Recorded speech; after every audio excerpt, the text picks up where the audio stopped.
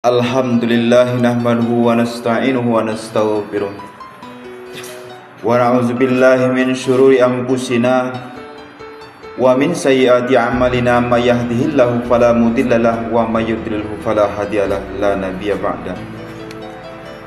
Asyhadu an la ilaha illallah wahdahu la syarikalah wa asyhadu anna Muhammadan abduhu wa rasuluh. Allahumma shalli ala sayidina Muhammad wa ala ali sayyidina Muhammad. Wa qala Allah ta'ala fil Qur'anil Karim, la in syakartum la azidannakum wa la in kafartum inna azabi lasyadid. Wa qala innallaha wa malaikatahu yusalluna 'alan nabi ya ayyuhallazina amanu sallu 'alaihi wa sallimu taslima. Pertama-tama dan yang lebih utama, marilah kita selalu mengucapkan rasa puji serta syukur kita kepada Allah Subhanahu wa taala. Pada kesempatan yang mulia ini kita masih diberikan nikmat berupa iman, Islam oleh Allah Subhanahu wa taala, dan berupa nikmat yang masih sering kita lupakan, yaitu berupa nikmat kesehatan.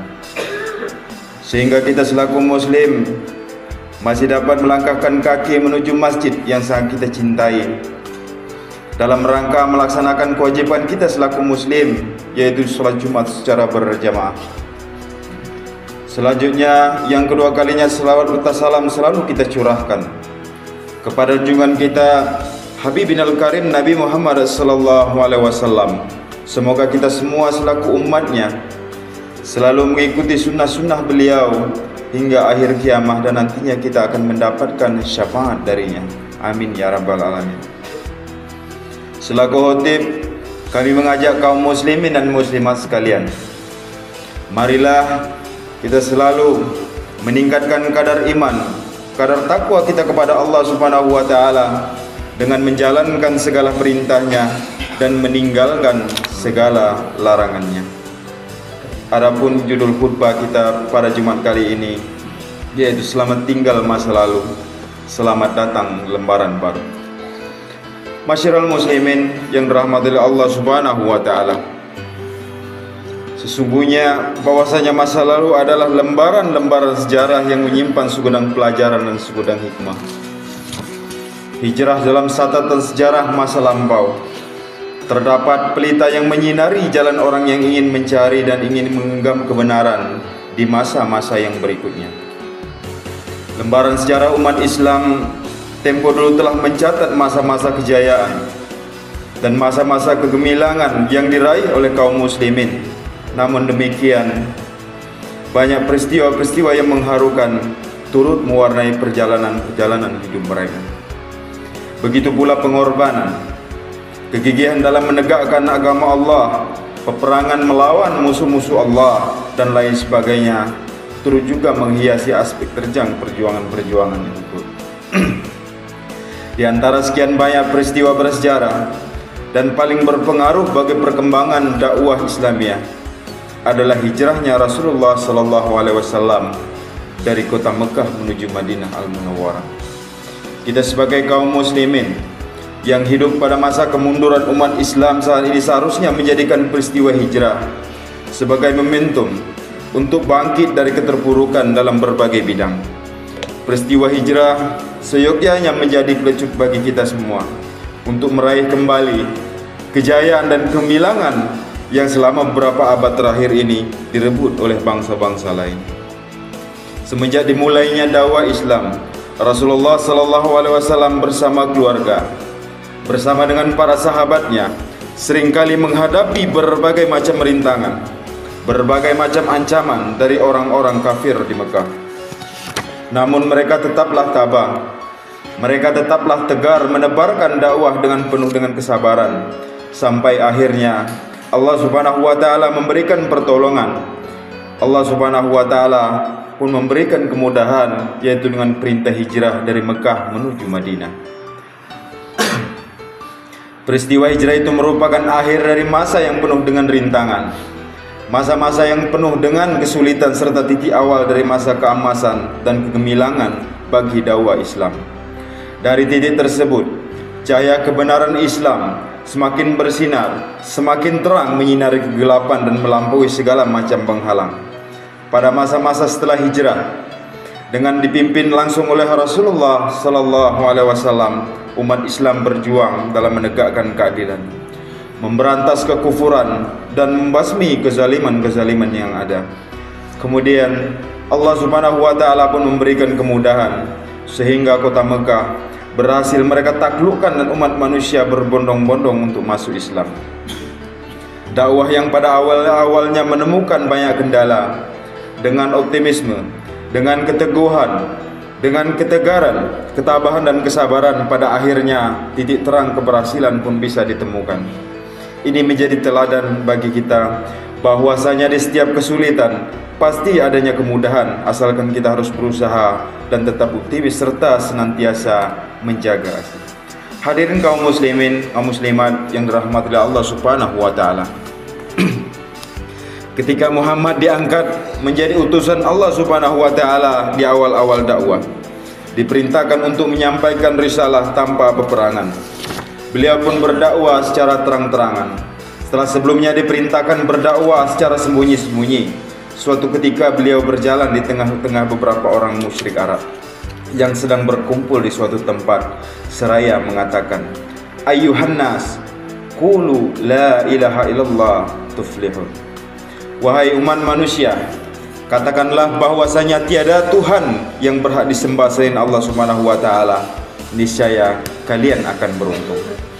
Kemudian beliau menyeru kepada sikap adil, berbuat baik dan akhlak-akhlak mulia lainnya, kemudian mencegah dari perbuatan yang keji dan perbuatan-perbuatan yang mungkar. Dakwah beliau pun disambut beberapa orang yang akhirnya pun masuk Islam, seperti sahabatnya yaitu Abu Bakar, Umar, Utsman, Ali, Bilal dan lain banyak sebagainya. Akan tetap bagi sebagian besar masyarakat ketika itu masih tetap dalam kekufuran. Orang-orang kafir yang menolak dakwah Rasulullah sallallahu inilah yang secara membabi buta menyakiti, kemudian menyiksa, mengolok-olok dan menghina Rasulullah sallallahu alaihi wasallam beserta para sahabatnya. Ketika penyiksaan demi penyiksaan yang dilakukan oleh orang-orang kafir semakin berat, beberapa sahabat memutuskan untuk berhijrah ke Habasyah, atau perintah Rasulullah atas perintah Rasulullah sallallahu alaihi wasallam. Mereka berjumlah sekitar 80 orang, diantaranya adalah Utsman bin Affan dan Ja'far bin Abi Thalib.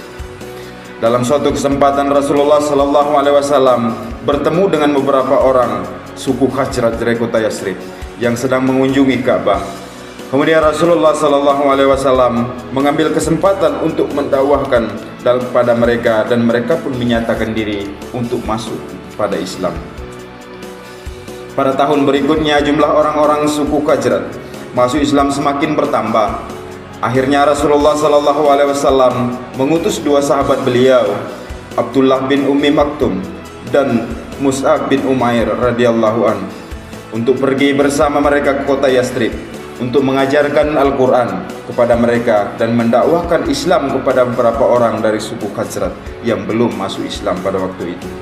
Ketika jumlah kaum muslimin yang siap menegakkan agama Allah di Yathrib semakin bertambah banyak, Allah memerintahkan umat Islam di Mekah untuk berhijrah menuju kota Yathrib, atau yang dikenal kemudian dengan sebutan kota Madinah.